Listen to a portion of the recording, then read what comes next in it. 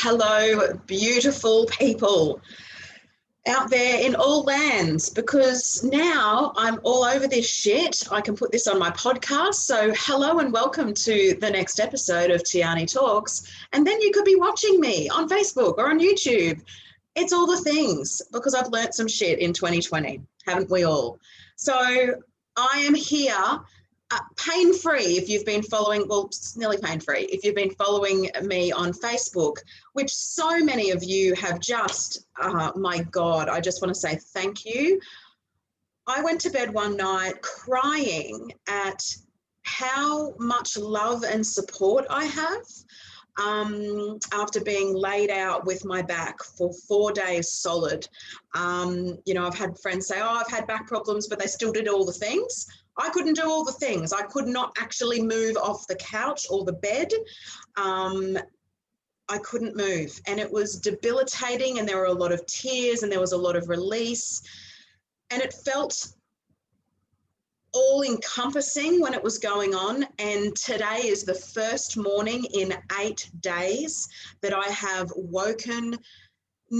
Like, look, I'm like vibrating. If you're watching this, I'm literally vibrating a bit here. I woke up, my heart was open. I wasn't feeling heavy. I just felt good. Energetically, I'm speaking more so than anything, because my back is still not 100%. I'm still osteoing, and I've had people send me doTERRA oils, and I've just had one of my beautiful friends send me this incredible balm for my back. I've had all of these gifts. Someone's making me dinner, and people gave me a free hypno thing, and I just had so much love outpouring. So I just want to say thank you. I received all of it when often I just do the shit by myself. I actually received all of the love and the text messages and the private messages. So I just want to say thank you, because going to bed and feeling that wave of love, I've had people sending me Reiki, and it has just been overwhelming, to say the very least. Like, thank you, and my gratitude doesn't even touch the sides, because physical pain can be so debilitating, and I know all of the layers, and I did all of the work when it comes to where this is coming from and belief systems and all the things, right? So it's been a huge, huge week. But holy crap, the astro fuckery is real right now. And I have a huge page of notes that I want to share. And so buckle in, because I've got a lot that I want to talk about. I'm assuming this will be at least half an hour, probably closer to 45 minutes, maybe even an hour. It's a long one, because there's so much going on in December. We are capping off what has been an incredibly revolutionary, life-changing year. I called it the reckoning. It's been a portal of destruction and rehabilitation. This year has been magic. It has been mysterious, and it has really been a huge teacher of letting go of control, letting go of who you thought you were. And when the universe squeezes you, what comes out of you? That's one of Wayne Dyer's little quotes there. He's like, when you squeeze an orange juice comes out of it. So when the universe squeezes you, what comes out of you? There has been a lot of anger, a lot of rage, a lot of trauma. There has been a lot of things. So what has come out of you this year? What did the universe squeeze out of you? Was it boundaries? Was it truth telling? Was it who you really are and embracing that more? There is so much to tell. We don't have enough time. We do have enough time, because time is linear and actually is quantum. However, dive into that question. What was squeezed out of you in those pressured moments, in those times where you thought that you couldn't go on? Were you resilient? Did you learn something? Did you learn patience? Were you able to surrender? Because this year has been incredibly huge with people with control and wanting to push and force. They have come up against themselves over and over. And this is really because of this crumbling of the patriarchy, right? Like that third dimension, yes, it's being thrown around a lot. And fifth dimension, I mean, for a lot of people who have done a lot of work, the 5D stuff isn't new, or it's not what we're moving into. It's actually been accessible for many, many years, definitely since 2012. So, I mean, that's a good 8 years that if you've been plugged into that 5D, this now seems like a heightened acceleration. I'm talking more 7D perception. This is multi-dimensional stuff. You're getting me from doing nothing for one whole week, just saying, I haven't worked, I've had to postpone everything. This is the first thing back for me. And as you can understand, you upgrade a lot when you're physically debilitated, because there is so much surrender that has to happen. And you've got to go through those portals of feeling guilty about not cooking dinner for the family, or all the things, you know, like, you know, having to ask for help. Can you drive the kids to school? And just incredible amount of humility comes from being debilitated. And I think that's the different lesson. When some people are physically injured and they just push through, there's no lesson learnt there, right? Because they're still pushing. They're not resting. They're not actually asking or receiving. And that was a huge lesson for me. I mean, I actually had a very serious car accident 12 years ago. And oh my goodness, for one solid month, I had people over at my house, either cooking, cleaning, giving me healings, giving me free, like, for 1 month. Joel at the end was like, so babe, when do you think the people will stop coming? And I couldn't again believe it. And all I kept in the receiving mode, though, I was like, I'm going to buy them flowers. I'm going to do this. I'm going to do this for them. I'm going to do this for them. And what I had to be taught in that moment was it wasn't about me giving back. I had to receive. And so whilst I was still pushed to my edge last week, I was able to receive. You know, even getting messages around, can I give you this hypnotherapy thing? I would often say, no, I don't let a lot of people into my energetic field. My vibration is pretty fucking pristine, to be honest, because of, you know, my boundaries and what I do. But I did allow this lady to come in, and I definitely know that it shifted a couple of things for me. So the being able to say yes and receive is such a growth mechanism when you aren't physically debilitated, but still doing all of the things. The surrender of control and release, that is where the lessons are. Anyway, I want to get on to chatting about December, because we are heralding the end of the Great Awakening. And if you've been following me for a long time, or you listened to my January vlog or my December vlog of last year, where I talk about the year, or you've got one of my 2020 kits, or you've been to a workshop, like, I've been sharing a lot. I share all of this stuff all the time. But ultimately what I talked about was we started 2020 with a great conjunction, one that rarely happens, and in the sign of Capricorn hasn't actually happened for 500 years. So we were looking at that Saturn, Jupiter and Pluto conjunction in Capricorn. We also begun 2020 with that Cancer full moon eclipse, which was fucking epic. I was in Thailand. I had to like go away and from people, because I needed, it was intense. And now we end. So we're ending the year, January, the beginning, and December. We end the year with a Cancer full moon. It's not an eclipse, but it's a full moon. So we begun the year with a full moon in Cancer, and then we end the year with a full moon in Cancer. We've got these bookends of Cancerian. Cancer, that is her home sign, right? Like that's where she is her most exquisite, when the moon is in Cancer. And for me, I have my moon in Cancer. It's such an incredible place to have your moon, if you are blessed enough to be born under that Cancer moon. That is why when we have a full moon in Cancer, us Cancerian moons really do, you know, plug into that energy.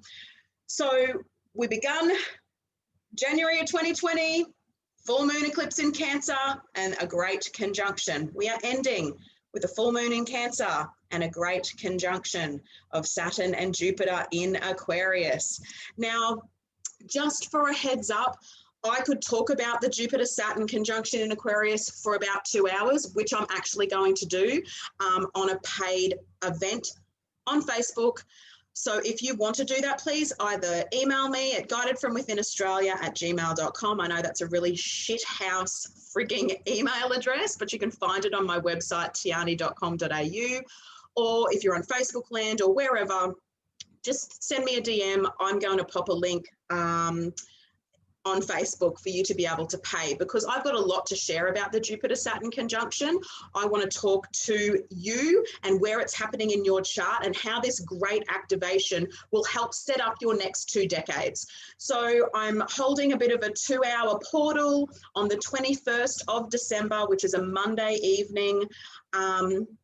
And we are going to do a bit of a closing ceremony, release, and we're going to talk about this great conjunction in full detail when it comes to the house that it's happening in your own chart, so on and so forth. So I just wanted to give that as a disclaimer. I will touch on it here because it's a part of the December musings. Like, hello, it's fucking one of the biggest things that is happening this year. So I will be touching on it. However, I do have a paid event, $33 for you to come and spend a couple of hours with me diving into what this means on a greater level. But firstly, the Astro fuckery is here. It's been real. I'm sipping iced latte as we speak. Just so you know, when I'm not talking, I'm sipping iced latte, which I needed today.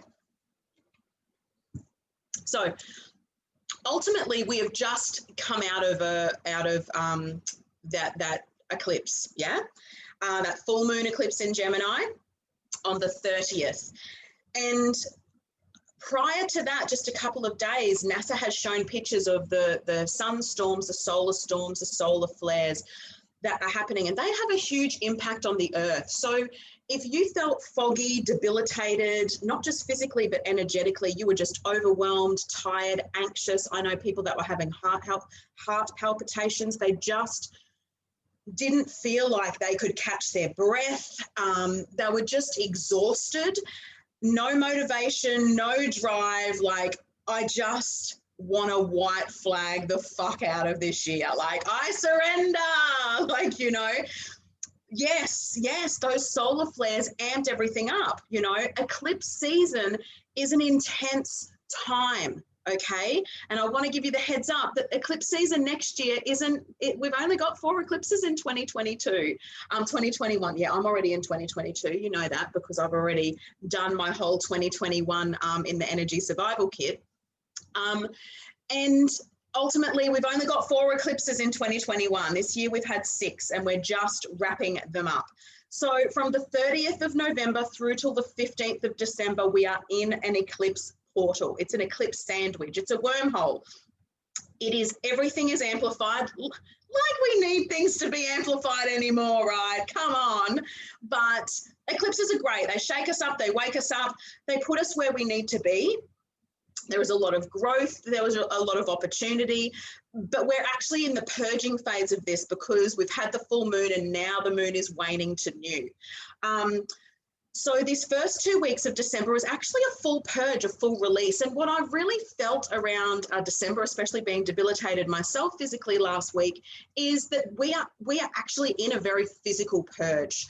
Now, ultimately, these solar storms, you would have felt it. It's like literally I could see it. So we were down the Gold Coast and I could literally see there was this weird film around. It was just this film and I was so out of sorts, not just because of my back pain, but just because of these solar flares, which I later read about from NASA. So the thing was, I was like, wow, you know, this is what I can see. And if you're extra sensitive and intuitive, you would have probably been able to see them as well. However, I know a lot of people have been feeling them. And I must admit, I am feeling the shift. I'm recording this on the 2nd of the 12th, 2020. And I did, like I said, wake up today and the energy just felt crisper. But we're in this eclipse wormhole, right? So we're purging. The next 2 weeks is the letting go. It's the release. It's the shedding. It's the death portal. It's the death portal of the year, to be honest, because we won't be in a waning moon again for the rest of the year because our next full moon is on the 30th. So there's one day and then we're over into January 2021, baby. So this is a very big 2 weeks. Don't discount it, okay? Get everything in order. Release, let go. I love that in the liquid crystals, December always is emerald month, always. Emerald is about spiritual healing. Now, the few liquid crystals I want to touch on today, very interestingly enough, are ocean animals. So emerald, the totem is dolphin. On the solar eclipse that we have on the 15th of December, holy shit, it's Moldavite Day, and Moldavite's animal is the whale shark. We also have on the 22nd of the 12th, which is the day that Jupiter and Saturn are exactly by the quantum minute conjunct. It's Diamond Day, and that is also the whale.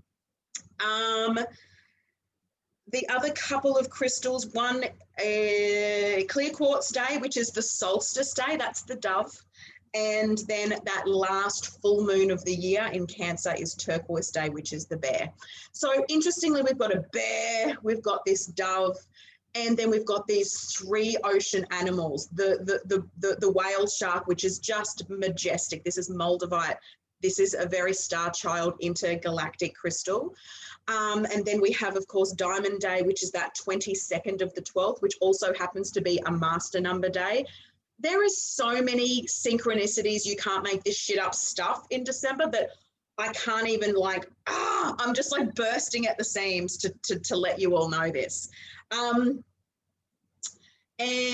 emerald, just the month itself is dolphin. So that's that real spiritual communication. But emerald is about healing. And that is what I am inviting for you in December. There is no need to push or force, hustle till the end of the year. I mean, yes, you still do have, what have we got? 29 days left on the 2nd, right? Whenever you watch this, there are still days left of the year. And it's not about, I give up, I'm not doing anything. And I get it. There is an element of feeling like that. Absolutely. It's like just a huge exhale. But you know what? Do that. Don't give up, but just go slowly. Heal your ragged hearts, heal your ragged energy if you need to. Self-care in a way that is taking yourself out of social media or busyness or people. You know, being busy is your own choice. It's your decision if you want to fill up and be busy. You know, I've totally cut down my December, which was overflowing, and just asked that these last few readings I'm going to do in January, February, and they're still going to get done. It's just that December is so condensed and so amplified energetically because it is eclipse season. So we're in the wormhole from the 30th through to the 15th, but either side of that still evokes the ecliptic energy. So we're not really out of it until January. Okay. So there is this intensity and we are ragged and fucking tired and worn the fuck out. Let's not fucking pussyfoot around it. Yes, some days you have ample energy and you are creating like a mofo, and then 2 hours later you're like, holy shit, I need to sleep. It's just these waves, and we're all riding this cosmic, beautiful wave together. We are in the most glorious, blessed of times. So please be gentle with yourself. Do not push things that do not need to be pushed. Do not force yourself to do the things that don't need to be done. Rest, surrender, let go of control, you know? And Emerald really talks to healing, activating the heart, simplifying your emotions, giving you peace, patience, and optimism. So if you're feeling low, pessimistic, closed heart, mentally like flat, Emerald can help lift that. She can just bring you to that higher heart place. Yeah, she can just bring you up to that higher heart place. So if you have the Liquid Crystal Oracle deck, you know, you can work with Emerald. Of course, you can contact me. I can make you up some Emerald and send that through to you. Or you can, you know, go to any other practitioner that you know. Emerald will be great to take to end this year. And I myself will be taking her. I'm going to take her in a little bit of a duo though, with something else. But Emerald is just, yes, it's healing. It's it's just surrendering to the heart, letting go, and you know, lots of that sort of ocean healing.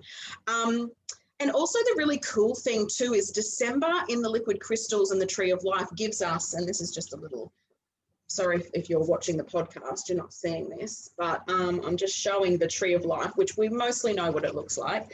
But ultimately, we are in the 10th, 11th, and 1st cities of the tree of life. Yes, we're either side of those as well, but this is sort of the chunky component of December and Sag season is City 10, which is the physical city, City 11, which is that gateway, that doorway. I've written here the next step, and then City 1, which is the self, the monad, the you know, it's you, your first step from unity spirit, right?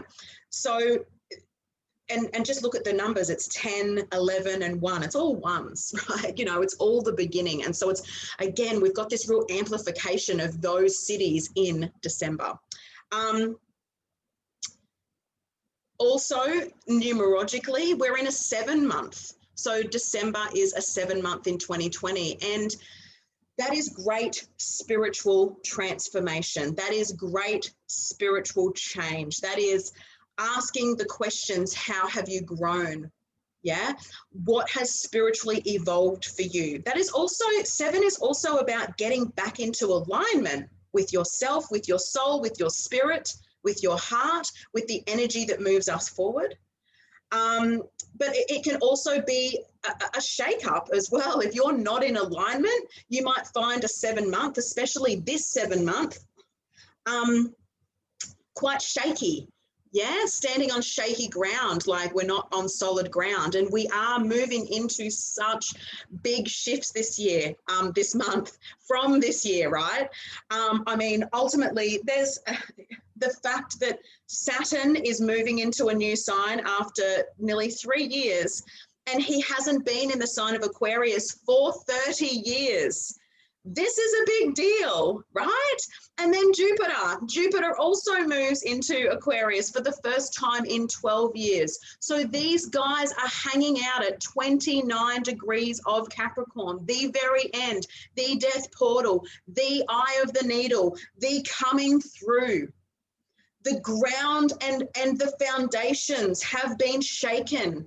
The rebuild begins, and like I've said, I call 2021 the new order, and I channeled that in 2019, but that is what this would be called, 2021, the new order. So those two things alone are friggin' huge. Then add eclipse season, then add that it's a 7-month too, like that's a very spiritual month. Then add these sort of liquid crystal gateways and stuff, like, you know, it's really, really epic, you know, it's a really, really epic month. But to be honest, I want to feel the celebration. We are in Sagittarius season. I want to feel the celebration. And we've got Mercury, who has just moved into the sign of Sagittarius. So finally out of Scorpio, my friends.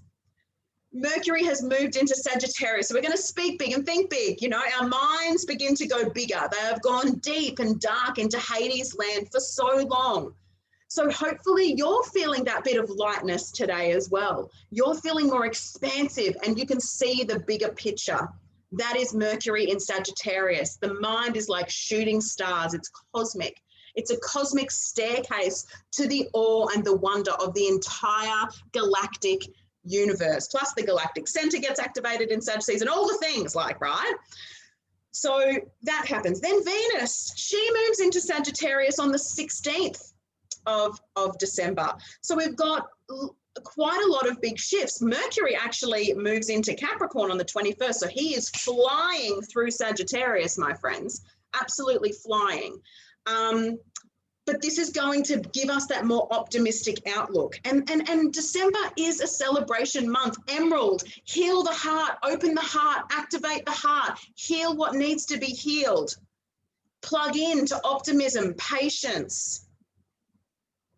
I love that Emerald simplifies the emotion if you're feeling too mental. Yeah? Can I use that word? I'm not using it out of context, you know, mentally low, mentally overstimulated. There is a hell of a lot of people overstimulated and undernourished, right? They're not being nourished with the good shit. They're being overstimulated with all the tacky shit. So we've got this sort of great healing, this great celebration. Let's go out with a bang. And if that means, you know, having to cancel a few things and take some time to yourself, please do that, because that's nourishing your soul. That is saying yes to your heart, saying yes to you.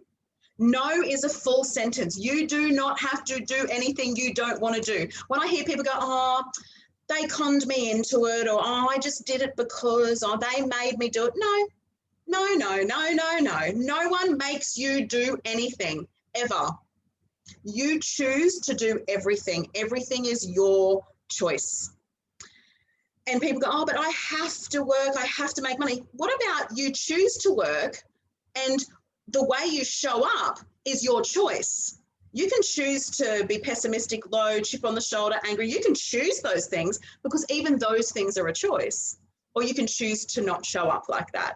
So there is this element of, I'm choosing this celebratory way to see out 2020 in this cosmic fuckery that is December. But there's excitement strewn in, right? The thread that is through December is actually like a tiny bit exciting.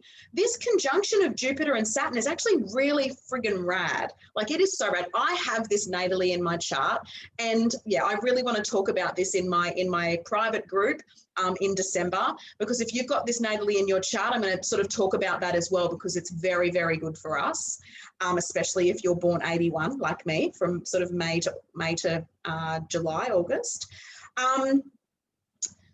So ultimately, we've got Mercury changing signs twice, Venus moving from also Scorpio, where she's not very happy. She's moving into Sag, which just feels freer. There's more freedom here. Chiron, he moves direct on the 16th, okay? And this will only leave Uranus in retrograde up until January, and then we will have a couple of weeks in January where no planets are retrograde. So Uranus will be the only one retrograde for a month or so, I think. And Chiron comes out of this deep internal space of connecting to the wounds to move forward, to free yourself from them. And really, really beautifully, what have I written here? I wrote something pretty magical. Yes, that exact conjunction on the 22nd of December. I know everyone's having this big 21st of December thing. The 21st of December is solstice. So that happens every single year. And I mean, solstice happens every single year. It's not always the 21st. It can sometimes be the 22nd. Also, the sun ingresses into Capricorn. That is where we have our solstice, right? Like, that is Western astrology, tropical astrology. We are based on the 4 seasons, those tropical points. So that is how we get our equinoxes and our solstices. The sun moves into those 4 cardinal signs of Aries, Libra, Capricorn, and Cancer. Okay, that is the beginning of a new season. So December the 1st isn't actually summer. The 21st of December is the beginning of a new season, which is summer, and which is or winter if you're in the Northern Hemisphere, and Capricorn season. So the 21st is Clear Quartz Day, and what I am just like, my own mind was blown when I wrote these notes, is Clear Quartz was a liquid crystal I channeled to work with for 2020. These crystals drop in usually 18 months before the year, and I jot them down and then I forget about it and I come back to them. And the 22nd is Diamond Day, which is that whale, which is, you know, such an aligning, light embodied crystal. And it's one of the crystals I've actually channeled for 2021. So very interestingly enough, you know, those 2 days are one of the crystals I channeled to work with this year, and then the one I channeled to work with next year. So I was sort of a little bit blown away by my own self, like, which can happen sometimes. Which is pretty friggin' rad. But I just want to say, ultimately, Saturn actually moves into Aquarius on the 17th. So from the 17th to the 22nd, 23rd, it's a very big portal. So whilst everyone's sort of hooking it, like everyone's hooked into the 21st, ultimately in the Northern Hemisphere, that conjunction exactly is happening on the 21st. But in Australia, it ain't, my friends, it's the 22nd. But everyone, you know, loves a bandwagon. And we all know that Tiarnie hoiks the band off and the wagon, and she is nowhere to be fucking found on those bandwagons. It's the same with the 8-8 motherfucking gateway, and don't even worry about that. Like, seriously. Anyway, did you get that though? I said seriously, and it does actually have something to do with Sirius. Anyway, so from the 17th to the 23rd, you know, Saturn and Jupiter they're pinging. They are pinging. And what's sort of really exciting about this is that this conjunction is happening at 00 degrees of Aquarius. That is an anaretic degree because it is the very beginning. It is the purest part of Aquarius that there is. This is setting the tone for this magnificence that we are moving into. So I just want to recap on this because I know I've gone everywhere today because, like I said, you guys are getting all of the downloads that have been happening for me while I've been physically debilitated. Saturn moves into Aquarius on the 17th at 3:04 p.m. And if you're in Brisbane, the chart of that, it's actually hitting the midheaven, which I'm like, whoa, this is big time. This is like success. Career, yes, but success, the public eye, where you are heading. The fact that Saturn is hitting the midheaven, which is his natural ruler of that 10th house, I'm just like, whoa. Now this is the Brisbane chart, okay, just so you know. The moon happens to also be at 29 degrees Capricorn, while Saturn and Jupiter also are at 29 degrees Capricorn. That 29 degree Capricorn portal is frigging huge. Yeah, the end of this Capricorn epicness that we have been in. Like, you can't make this shit up. We have had Saturn in Capricorn for nearly 3 years, Jupiter in Capricorn for a year. We have the South Node in Capricorn. Every month the moon moves into Capricorn, yes. But, you know, this is intense, right? Like, this is the end. And it's so fucking, like, cosmic stuff you just can't make up. You can't even try and piece it together because it's so divinely orchestrated that it literally just, it's juicy and delicious, right? So the moon will follow Saturn on the 17th, just an hour and a half later, my friends, and go to 0 degrees Aquarius herself. This is a key signature as into where we're moving. The moon. This is element of freedom, right? We are going to be tuning into maybe being detached, which is a great thing. We can see things from a different perspective. We're not so inhibited by, oh, but how does this feel? We're open to the possibilities of new ideas, new inspiration, and we see the bigger picture. And that is a whole lot of what this Aquarian stuff is going to be giving us. Let me tell you that right now. So Saturn into Aquarius, 17th. The moon, just an hour and a half later, hits that 0 degrees. And then Jupiter on the 19th at 11:07 p.m. This is all Brisbane time, moves into that 0 degrees of Aquarius. So now we have Saturn and Jupiter at 0 degrees. The moon on the same day as Jupiter moves into Aquarius hits that 0 Pisces. Okay, so now we're at this other 0 point. Okay, so we've got all of these 0 points this month. And for me, that's very significant. We're 2020, there's 2 zeros there. Zeros amplify everything, no beginning, no end. They actually bring a lot more power to everything, okay? So, and again, because you can't make this shit up, on the 21st, when the sun moves into Capricorn, 0 Capricorn, which is the solstice, my friends, which is the solstice, and this happens at 8:02 p.m. the 21st of December. Mercury, that same morning on the 21st of December at 9:07 a.m.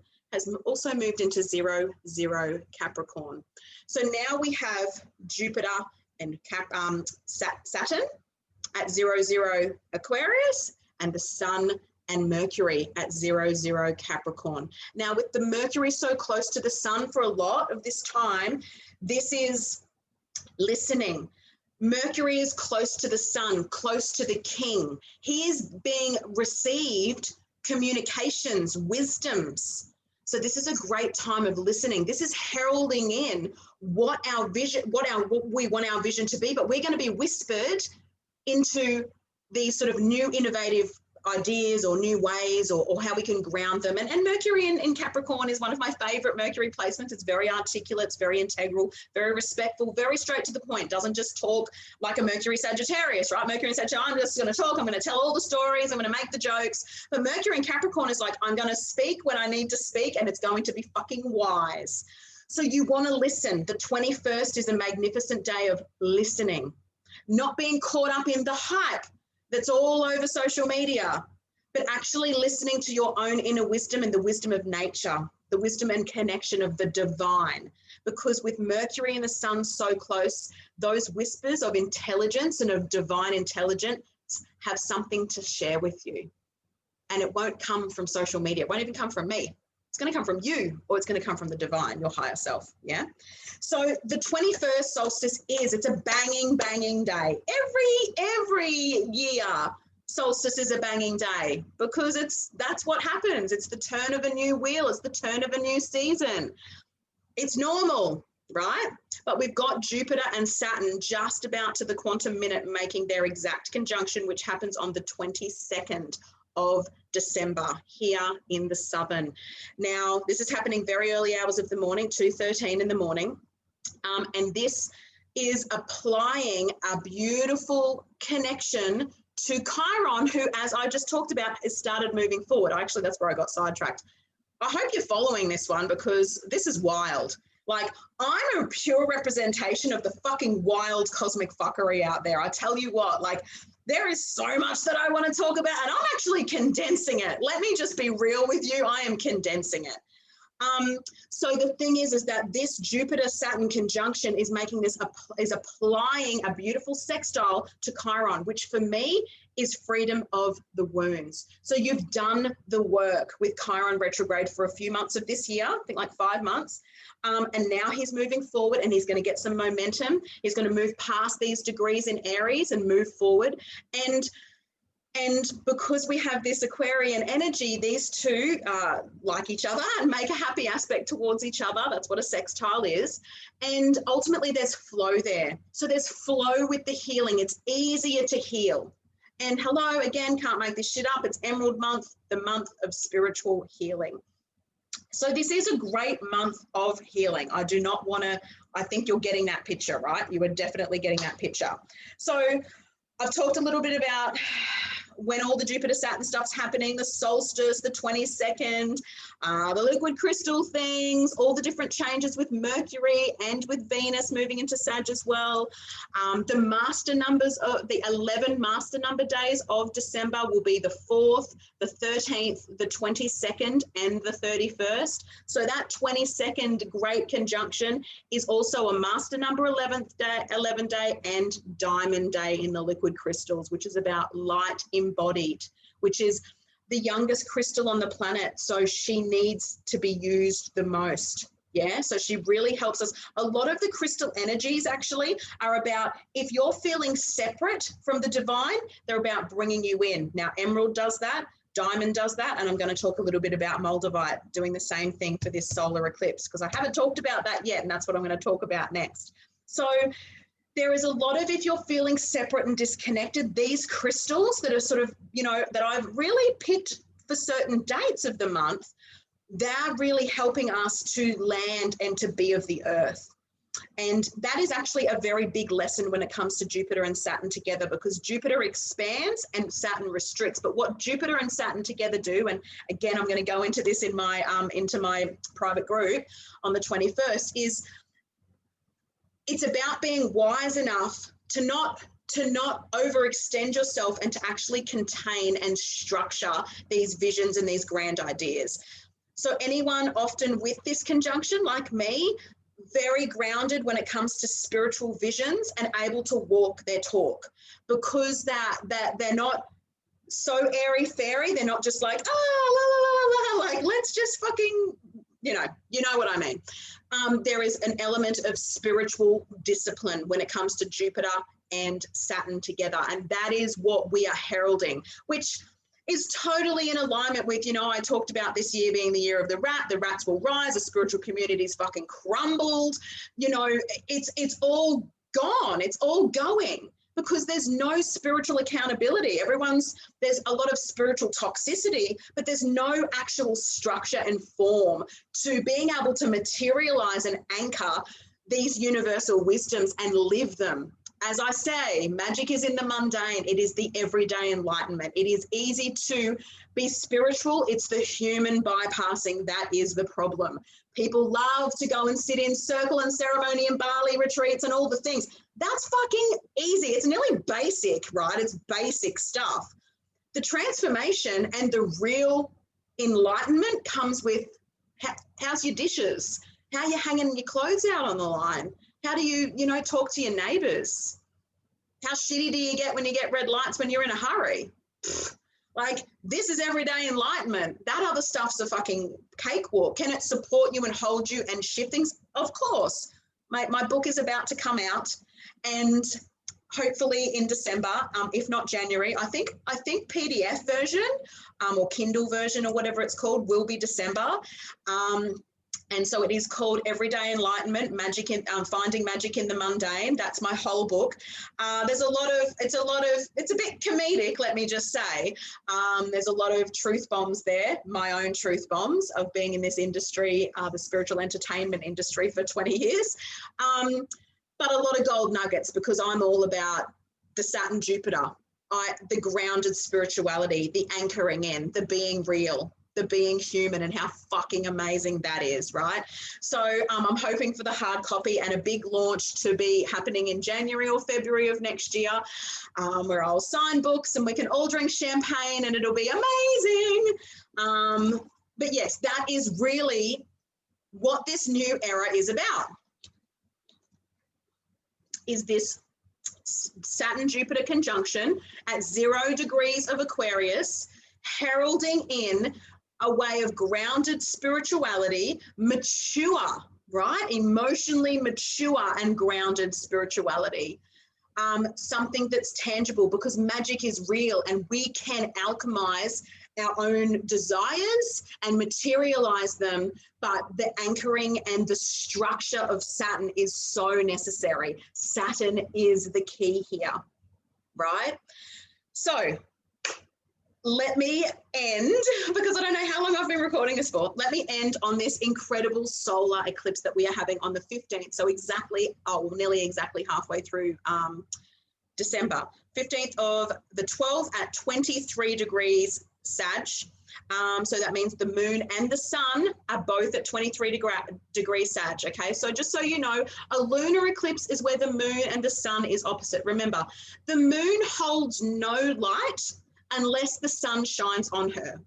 That is why it's about masculine and feminine, and we need to honor them both. There is a lot of very feminine women who are very, very angry with the masculine. So there's no balance there. It's a very toxic masculinity, and it's actually a toxic femininity. Now, if you want to know more of that, obviously on my podcast, I have my Lilith, and on my YouTube channel, I have 2 parts talking about Lilith and really talking about that sort of toxic femininity.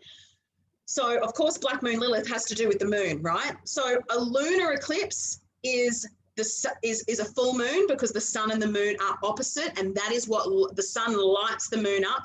But a solar eclipse is always, and a new moon, are always when the sun and the moon are together. It's dark. There is no light, yeah?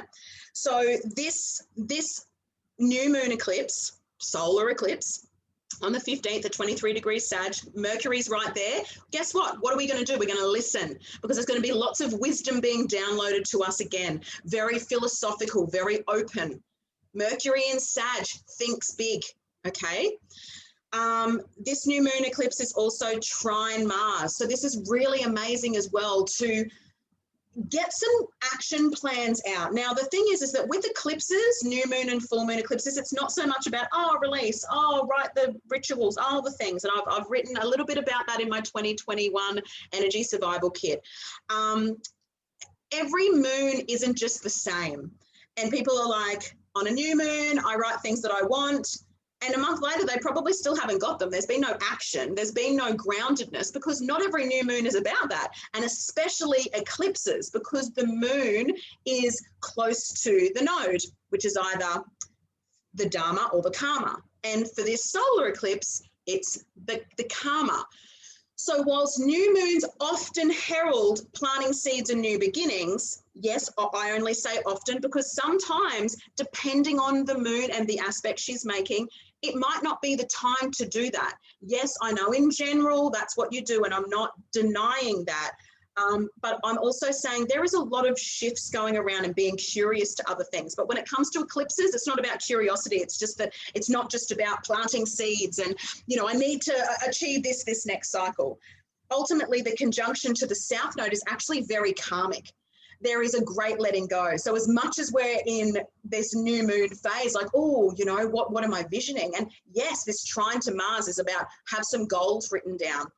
What actions do you need to be, and how do you show up every single day that proves that you are not living in old, comfortable, karmic patterns? That's how I'm seeing it. It's not so much, oh, I need to do these things. It's what am I actually already doing?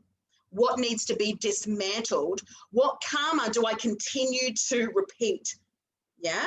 So, because there's also a square to Neptune as well, so there can be this sort of illusionary thing going on, like just feeling a little bit elusive, like even fantasy, rose-colored glasses, like, oh, no, my life's amazing. It's in the fucking gutter. My life's amazing. No, be honest with yourself. If you can't after this year, if you haven't been destructed to be reconstructed and you're still living in this Neptunian hope, oh no, everything will go back to normal next year. It's all great. I do have a podcast coming that is called 2020. Did you miss the point? So it is coming. So I'm going to be talking a lot about that then. But this square to Neptune can also herald this, the sun and the moon squaring Neptune. Are you caught in the illusion? Are you still hanging on to a hope? Are you still bringing all the old stories with you and hoping that they'll just sort of dissolve themselves, or those people will leave your lives themselves? Like, there is an element of being brave with this new moon eclipse. Bravely embracing the new way of being as we move into the new order because of the nodal aspects here. It's not so much about planting seeds as embodying what you are, what you say you are. Clearing the karmic decks, okay? So, and of course, because this is so magical, and actually that new moon eclipse, solar eclipse, is also making an exact in conjunction to Black Moon Lilith at 23° Taurus, which I just find really fascinating because we're on Moldavite Day, which to me is also, there's this bravery. Can you be who you say you are? I think I can leave it at that when it comes to Black Moon Lilith. Are you still repressing who you want to be, but saying all the other things, right? Like, what is out of alignment? And that's how I see this new moon. You know, instead of wishing for this and wishing for that and hoping for this, you know, I see it all the time. People, a new moon comes around and then a full moon comes around, they're releasing the same shit for 12 months and they're calling in the same shit for 12 months. Just because it's a new and a full moon doesn't mean that you just do the same thing. You want to understand, hey, where is it happening in my chart? What aspects are going on? What is the difference in this new moon and full moon cycle? Is it an eclipse? Because if it is, I need to adjust. I need to do something that's adjusting. And of course, we're in this Gemini Sag eclipse season. This is about being curious, adjusting, trying new things. The curiosity is what keeps you satiated for the next year before the nodes will shift in 2022 to Taurus and Scorpio. And we get a little bit of a preview next November with the Taurus eclipse, which is very exciting. I've got so much in Taurus. I'm so fucking excited for the eclipses to be in Taurus. So that's what I would say is this is the embodiment. This is being real. This is being brave. Try something different. Yeah. Now, the fact that it falls on Moldavite Day is pretty exciting. Moldavite is a star child liquid crystal. We know that it's a meteorite. Again, it comes to that same sort of thing I was talking about with diamond and emerald, feeling disconnected, feeling separate, maybe isolating yourself. Yes, there can be a time for that, but often Moldavite souls or people, who strongly resonate with the Moldavite liquid crystal actually feel like they're not of this earth. So Moldavite can actually help anchor them here. So Moldavite can help to physically anchor you, which, hello, can't make this shit up. That's what this whole month's about. That's what moving into the new era is about. The new earth is about, is the anchoring into the physical. So ultimately, Moldavite can be for growth, for change, for renewal, for taking brave new paths, which of course it's falling on the solar eclipse. You can't make that shit up. It's very intergalactic travel-y.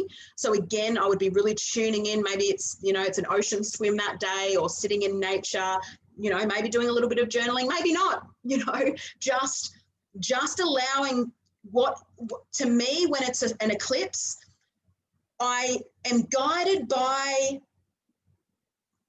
the surrender. I'm guided by nature. I'm guided by the earth. I'm guided by what shows up, as opposed to going, I need to do a ritual. I need to light a candle. I need to do this. For eclipses, for me, I let go. I just let go. Often won't even pull a card because I need to stay so in tune and so open to what is coming through me that I can hear and not be white noised by all of the rubbish that gets thrown around social media or other people's projections around things, which happens, or have alternate things sort of coming to take my attention away from the divine and myself. And where, of course, this moon will be happening in my own chart, which is the most important thing. It's very easy to jump. Again, Tiarnian bandwagons do not happen. It's easy to go, eclipse season. But if you don't know where it's happening in your chart, what the fuck? Like, it doesn't even matter, right? It doesn't matter that it's an eclipse season. But when you know what's happening in your chart, you can understand and you can embody and you can integrate what's going on instead of getting caught up in the white noise hype of everyone on social media saying it's eclipse season. It's a very easy thing to do. People say a lot of stuff. They don't embody a whole lot of stuff. There's a whole lot of talking out there and not a lot of walking. But Moldavite can really help you to trust that you were birthed into the physical reality for a reason, and to really tune back in with that, to really tune back in with your own birthright of being. Yeah. Yes, it brings clarity and balance and helps you to embrace life. So that's what Moldavite gives us. And I think it's so gorgeous that we get to hang with Moldavite on that solar eclipse day. And I love that we're just about to hit 11:11 a.m.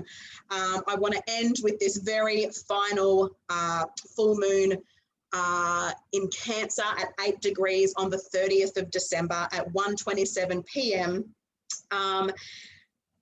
Again, we're ending. To me, this is the great release. To me, this is the letting go. To me, this is the surrender. We get to purge for 2 weeks now until the 15th. Then we build to the full moon. We're in eclipse season pretty much until the end of December, but the wormhole until the 15th, until that new moon eclipse in Sagittarius peaks and pops for us. Then we have the waxing moon, and then again, she gets full in the sign of Cancer at 8 degrees, which is exactly conjunct my midheaven. So this to me can be a full ending, and it's actually a full bow down. Thank you for 2020. What have you learned? What have you acknowledged? Tune into your heart, drop in and enjoy that last full moon of the year, but just the magic that December is bringing us. I'm gonna call it now. It's 11:11 a.m. and that is the perfect time for me to say thank you. I love you. Namaste and so much blessings. Mwah, mwah, mwah. Cosmic waves of love to you all.